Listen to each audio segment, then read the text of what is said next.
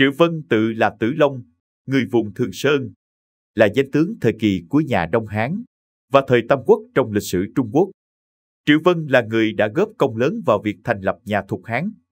Ông cũng được Lưu Bị xem như người anh em thứ tư, tiếp theo trong ba anh em kết nghĩa tại Vườn Đào. Sau khi xưng đế tại đất Thục, Lưu Bị liền phong cho 4 vị tướng quân chức vị tối cao. Trước thì có Quan Vũ, tả hữu thì có Trương Phi, Mã Siêu, hậu quân thì có Hoàng Trung. Tuy nhiên, Triệu Vân lại chỉ được phong chức vụ dực quân tướng quân, còn quá xa mới tới hàng đại tướng. Đương thời, chức vụ của Triệu Vân còn không bằng Ngụy Diên. Lưu Bị phong Ngụy Diên làm trấn viễn tướng quân.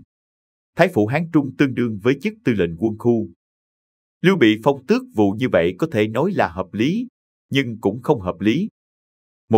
Trước tiên nói về hợp lý. Nguyên nhân là Quan Vũ, Trương Phi, Mã Siêu, Hoàng Trung. 4 người này bất luận là lai lịch, danh tiếng cũng như thực lực, xác thực có thể được xếp vào hàng đại tướng. Ngay như Ngụy Diên là người làm việc ổn định, thận trọng. Tài cán của Ngụy Diên cũng có thể đảm nhiệm chức vụ quan trọng bảo vệ kinh sư. Trong suốt 10 mấy năm đảm nhiệm chức vụ ở Hán Trung, cương địch không dám xâm phạm, Hán Trung cũng chưa từng bị tổn thất. 2. Lại nói về không hợp lý. Đây chính là nói về Triệu Vân. Chức vụ mà Lưu Bị phong cho Triệu Vân, so với lai lịch và danh tiếng cũng như những gì mà Triệu Vân cống hiến thì hoàn toàn không tương xứng. Triệu Vân võ nghệ tuyệt kỹ vô song, lúc đầu theo Công Tôn Toản, sau đó về với Lưu Bị, so với Ngụy Diên và Hoàng Trung đều sớm hơn. Triệu Vân tham chiến ở Bát Vọng Ba, bắt giữ Hạ Hầu Lan, quyết chiến Trường Bản. Một mình độc chiến thiên binh vạn mã của Tào Tháo, cứu ấu chúa Lưu Thiền. Sau này Triệu Vân còn hộ tống Lưu Bị sang Giang Đông cầu thân, bảo vệ an toàn cho Lưu Bị khỏi vòng vây của Chu Du, đón Khổng Minh sau trận Xích Bích. Điều này có thể thấy Lưu Bị đối với Triệu Vân có sự tín nhiệm rất lớn. Tại trận chiến Hán Trung, Triệu Vân vì để tiếp ứng Hoàng Trung mà một mình độc chiến quân Tào, dùng mưu kế khiến cho quân Tào đại loạn, tổn thất nặng nề. Tất cả những công lao trên của Triệu Vân có thể thấy là góp phần không hề nhỏ cho Lưu Bị. Tuy nhiên lại không được phong làm hàng đại tướng. Đây thật khiến cho người ta lấy làm cảm thán.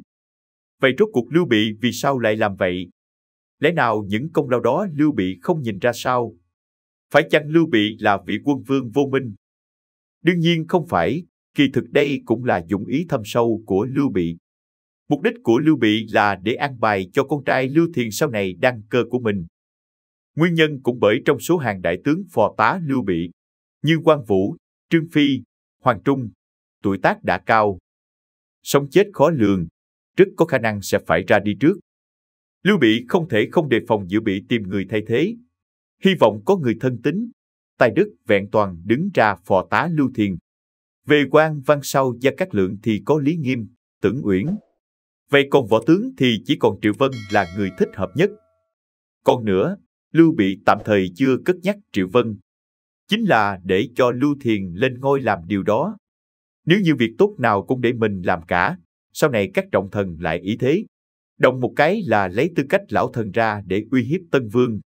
Rất khó để Lưu Thiền điều động. Vậy nên, để Lưu Thiền phong tước vị cho Triệu Vân sẽ dễ dàng hơn. Triệu Vân cũng sẽ cảm kích hơn. Quả nhiên sau khi Lưu Thiền đăng cơ, liên tiếp phong cho Triệu Vân tăng lên 2 cấp. Triệu Vân cũng nghiễm nhiên trở thành võ tướng trung dũng phò tá hậu chủ. Video của chúng tôi đến đây là kết thúc. Cảm ơn tất cả các bạn đã quan tâm tới xe hay V88 và theo dõi video của chúng tôi. Đừng quên like, share và đăng ký kênh nhé. Đặc biệt đừng quên bật chuông để theo dõi những video nhanh nhất. Một lần nữa xin cảm ơn tất cả các bạn.